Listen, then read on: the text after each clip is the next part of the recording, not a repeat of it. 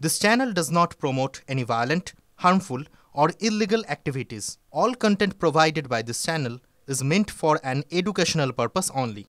দেখেন টিভি9 Bangla press corner নিয়ে আমি আপনাদের দেখাবো বেশ কিছু গুরুত্বপূর্ণ খবর।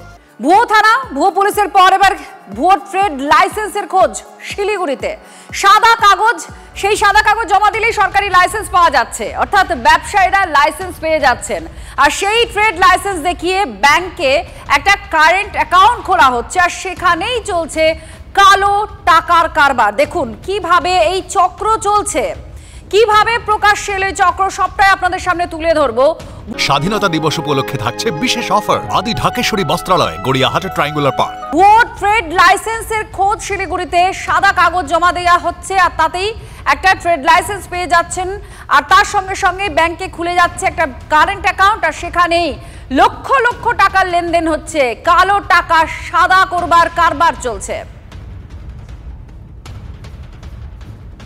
শহরে এত জাল কিছু রমরমা, সেই রমরমা যুগে জাল ভোটার কার্ড বা জাল আধার কার্ড ব্যবহার করে স্বাধীনতা দিবস উপলক্ষে থাকছে বিশেষ অফার আদি ঢাকেশ্বরী বস্ত্রালয়, গড়িয়াহাটের ট্রায়াঙ্গুলার পার্ক।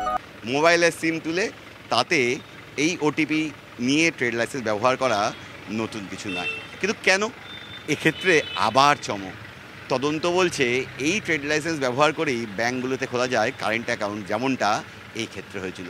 পানিঘাটায় একটি বেসরকারি ব্যাংকের একাধিক এমন অ্যাকাউন্টের খোঁজ মিলেছে যেখানে এই ট্রেড লাইসেন্সগুলো ব্যবহার করা হয়েছে, এবং যে অ্যাকাউন্টগুলোতে অন্তত কয়েক কোটি টাকা লেনদেন করা হয়েছে।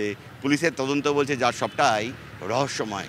তদন্তকারীরা খুঁজতে খুঁজতে সেই ট্রেড লাইসেন্সের ক্ষেত্রে এই পুরসভার যে দপ্তর কাজ করে সেখানে আসেন, কিন্তু সেখানে এসেই তদন্ত থমকে যায়। পৌরকর্মীরা ফিল্ড ভিজিট করতে গিয়ে দেখেন যে একাধিক এই ট্রেড লাইসেন্স সিস্টেমের গলটকে সামনে রেখে যারা অসাধু ব্যক্তি তারা তুলে নিয়ে গেছেন বটে, কিন্তু সেই ঠিকানায় কোথাও কোনো ব্যবসা নেই।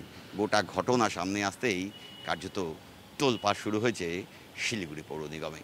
ক্যামেরা দীপায়নের সঙ্গে প্রসেনজিৎ, টিভি9 বাংলা, শিলিগুড়ি।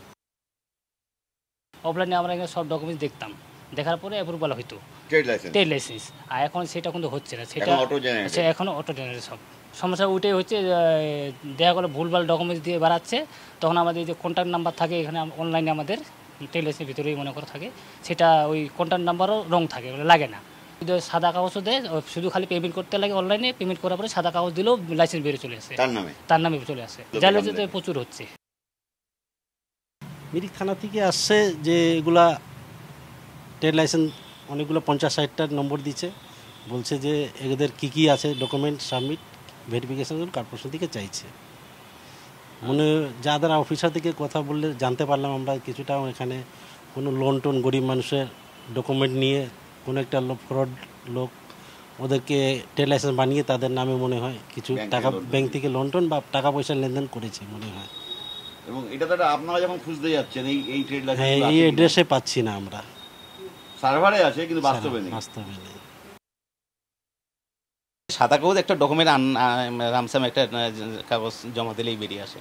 এটা উপর মহলকে আমরা চিঠিও করেছি এবং দেখতেছে, আশা করি সমস্যার সমাধান হবে। ভেরিফিকেশনের যদি একটা স্কোপ থাকতো তাহলে ভেরিফাই করা যেত। আমার হাতে কোনো কিছুই নেই, আমাদের হাতে। আমরা দেখব এটা কি ফেক নাকি ইত্যাদি কিছু, যেহেতু এটা অটো জেনারেটেড।